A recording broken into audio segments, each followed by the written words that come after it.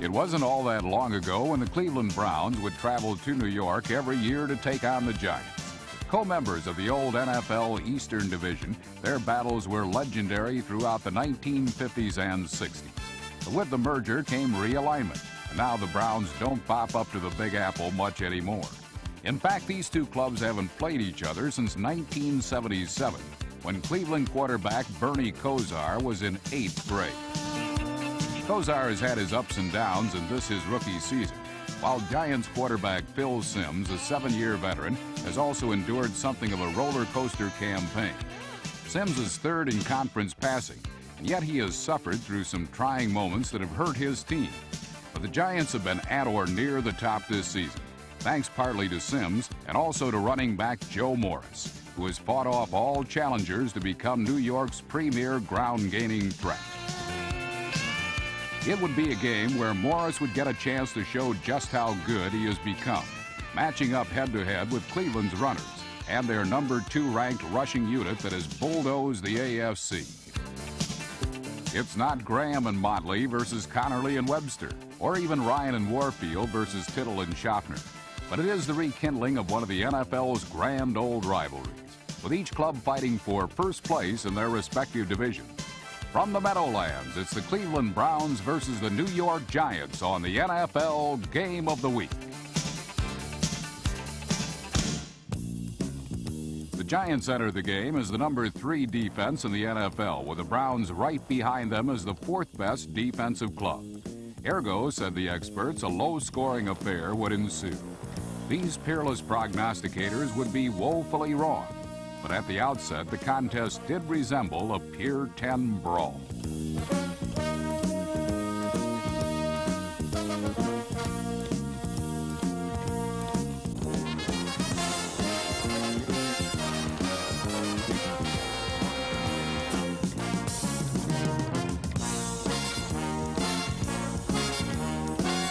The Giants got after Kosar, who was starting because veteran Gary Danielson was nursing a shoulder injury.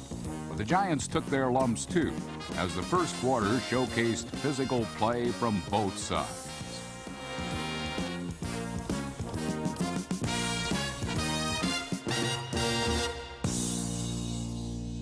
New York finally got things rolling when Simms connected twice with rookie tight end Mark Bavaro, number 89, the Giants' 2nd leading receiver.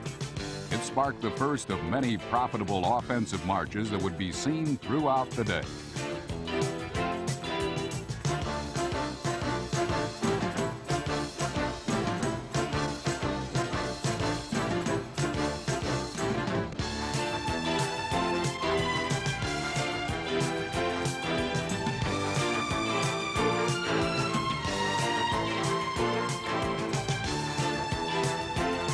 Bavaro's 2 catches were the big plays in New York's first quarter drive. A march ended by Joe Morris, who notched the first of 3 touchdowns he would score against the Browns. The Giants led 7-0, but the lead would not last long, as no lead would in this game. Kosar got on track on the next series with a scramble and tossed to a diving Brian Brennan, number 86.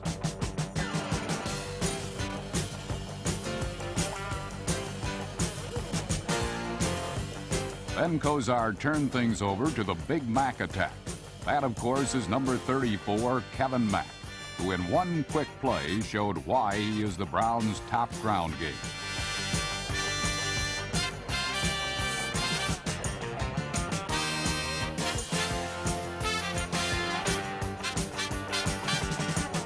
Mack is technically a rookie, but he did serve some time with the USFL Los Angeles Express.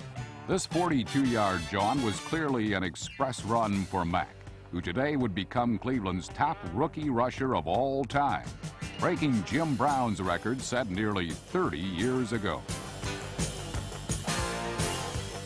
The first quarter ended in a 7-7 tie, and much, much more was just ahead.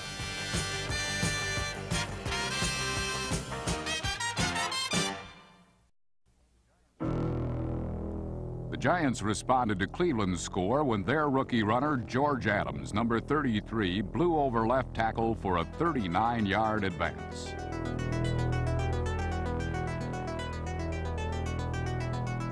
But just when it seemed that New York was going to pick up another score, Phil Simms made the first of several mistakes that would ultimately cost the Giants dearly.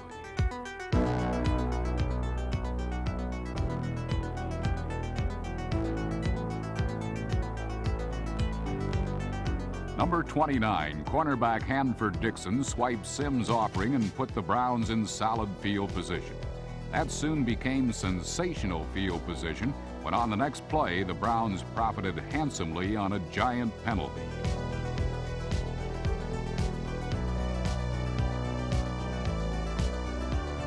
The officials ruled that safety Terry Kennard had interfered with Brian Brennan, placing the ball on the 2. From there, Ernest Biner, number 44, swept right in, and Cleveland had regained the lead at 14-7.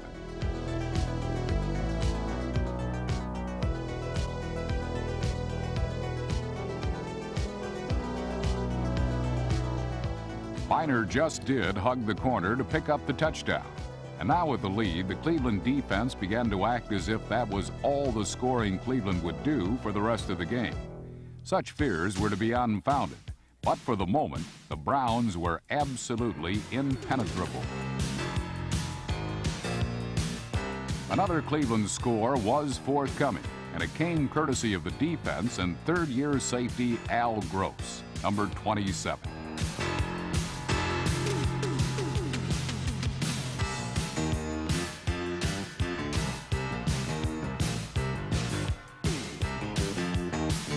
Gross's 37-yard return for a score was the first touchdown of his NFL career and the second big mistake made by Phil Simms in the half. When Simms tried to hit Joe Morris on a sideline pattern, Gross read it perfectly, then picked up the easiest of touchdowns.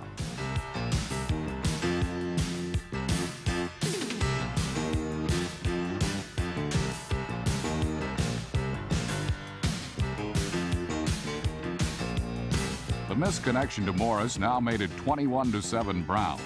But in the blink of an eye, Little Joe got the touchdown back for the Giants, and it could not have come at a better time for them. When Morris broke off this 58-yarder, it became the longest run of his career.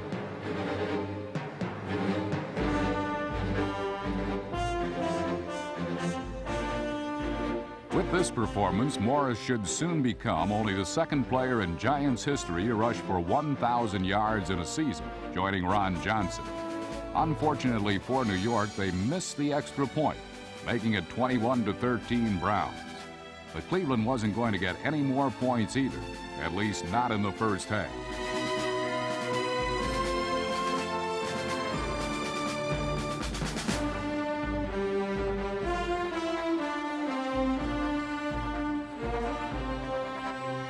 With Kozar and company effectively out of commission, the Giants got the ball back with a little over a minute remaining in the half.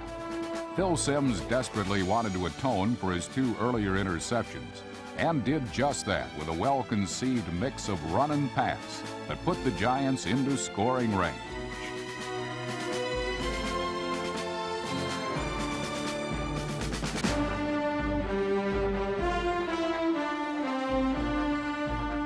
After a quick hitter from number 30 Tony Galbraith, Simms became a one-man gang, first passing, then running his way into Cleveland territory.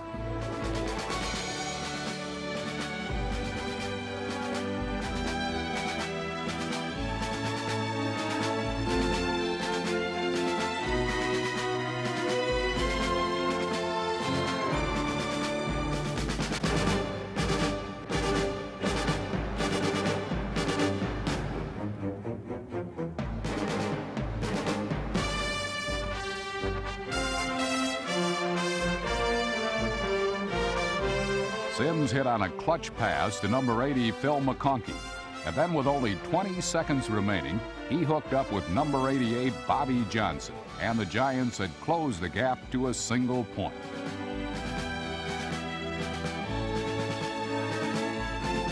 At the half, the Browns barely led 21-20, and the Giants and their fans had to be heartened by the comeback. But in the final 30 minutes, the denizens of the Meadowlands were in for a crushing conclusion. In 4 previous defeats, the Giants had lost by a combined total of 11 points. Sadly for Gotham fans, that trend would continue against the Browns as the cheers would eventually turn to tears.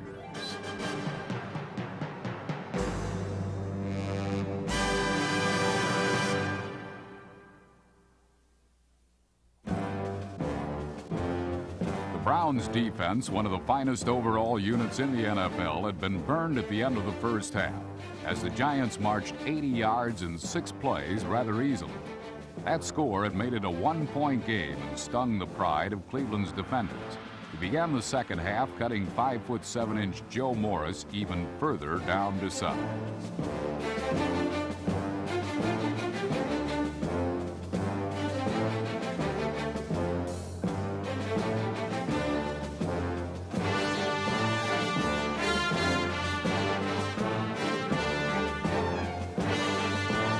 Morris found little room to maneuver after gaining 88 yards in the first half. And he was not the only Giant to incur Cleveland's defensive wrath. Quarterback Phil Simms also fell victim to the charge. But the Giants can also play defense, and they made the Browns rather aware of that as well. As a matter of fact, much of the third quarter featured the hard-hitting play of 2 of the top 4 defensive teams in all of pro football.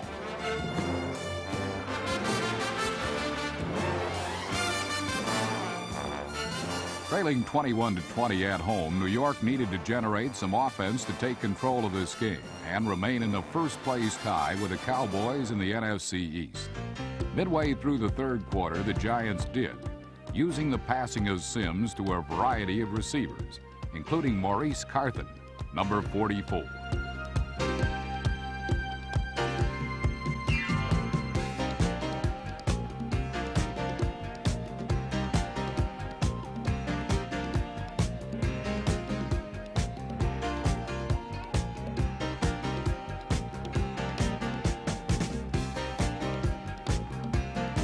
This 19-yard strike to wide receiver Bobby Johnson set up what would turn out to be the only score of the third period, a 35-yard field goal by New York's Eric Schubert.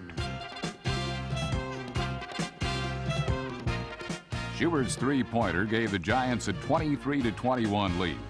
Schubert's role in this contest would take on monumental proportions, particularly in the game's final moments. But for now, his field goal initiated a stretch of play in which New York seemed to take charge, both offensively and defensively. With Bernie Kosar struggling against New York's outstanding defense, the Browns turned the offense over to veteran Gary Danielson, whose shoulder injury had limited him to spot duty for the last month. Danielson, however, proved to be no better at solving the Giants' defensive riddle. Late in period 3, he nailed Terry Kennard, number 43, with a strike that the Giants safety returned to the Cleveland 15.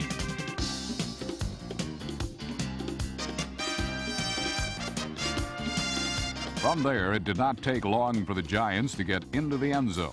In fact, it took only 2 plays, and they were both powerful bursts by Joe Morris, number 20. Morris would finish the game with 131 yards on the ground, as he maintained a pace that would make him the first Giant to rush for over 1,000 yards since Ron Johnson in 1972.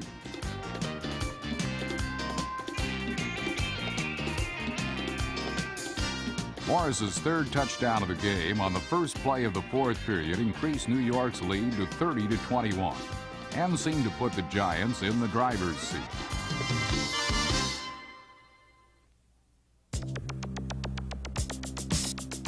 With a 9-point lead in the final period and a defense as aggressive and as stingy as just about any in the NFL, the Giants figured to be in strong shape to win their 9th game of the season and maintain a share of first place in their division. Things even took a turn for the better when New York forced another turnover, using a cornerback blitz to create a Danielson fumble that the Giants recovered in Cleveland territory.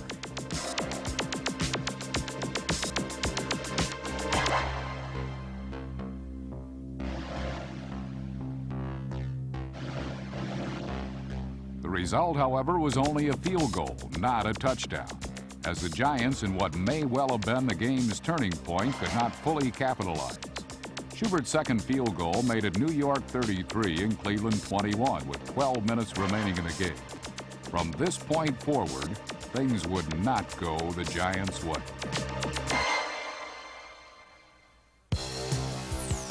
Gary Danielson had to be the man on the spot for Cleveland. The Browns, like the Giants, are fighting for first place in their division, the AFC Central. They cannot afford to lose games in which they had built up a 2-touchdown lead. With time now a factor, Danielson's teammates responded to his leadership, and the veteran quarterback directed a quick 6-play drive that featured 3 Danielson completions, beginning with this 29-yarder to Ozzie Newsome.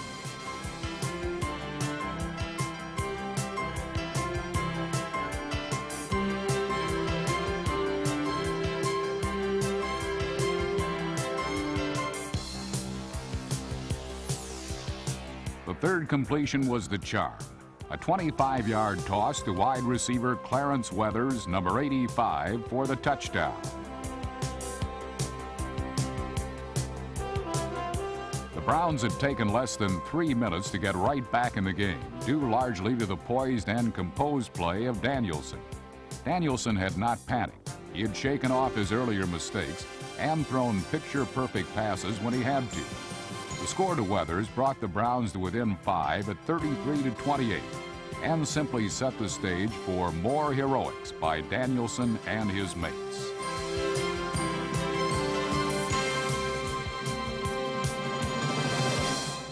With 7 minutes left in the fourth quarter, the Browns got the ball back, and they proceeded to grind out a tough offensive march that featured some hard running by Ernest Biner, number 44.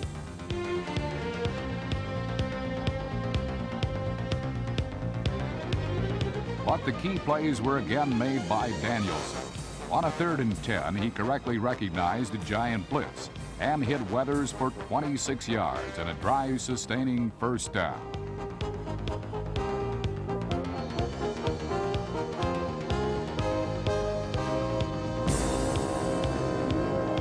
Then on an even more critical 4th and 2, Danielson coolly went to a secondary receiver in Biner over the middle. And the big running back in what may have been the game's biggest play broke the attempted tackle of that noted Superman Lawrence Taylor and turned it into a 26-yard gain.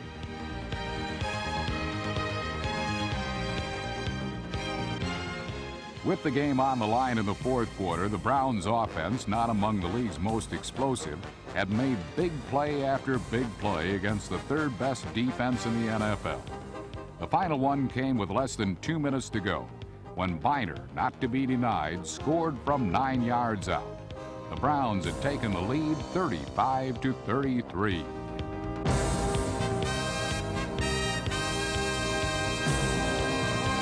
The Giants had less than 2 minutes to work their way into field goal range and come away with a needed 1-point victory.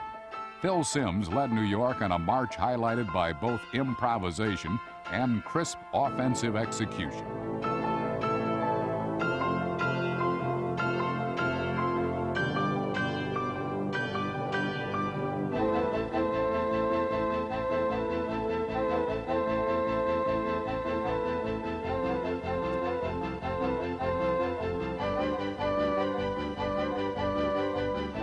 The biggest and the most talked about play began with 51 ticks left on the fourth quarter clock.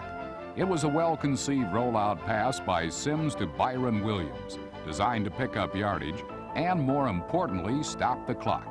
It appeared to do its intended job on both counts. But the official ruled that Williams' forward progress had been stopped before he had gotten out of bounds, and consequently the clock did not stop. This beautiful piece of offensive execution turned out to hurt the Giants more than it helped them. Instead of calling timeout immediately, and they had 2 left at this point, they waited over 20 seconds, losing valuable time. The result was that Schubert's game-winning field goal attempt had to come from 34 yards away instead of perhaps a closer distance. Schubert missed as time ran out and the Giants were losers. It was a memorable game that stirred visions of Brown-Giant duels of years ago. But for Eric Schubert, the memory will not be a pleasant one. On the other hand, the Browns moved into sole possession of first place in the AFC Central. The final from Giants Stadium, Cleveland 35, the Giants 33.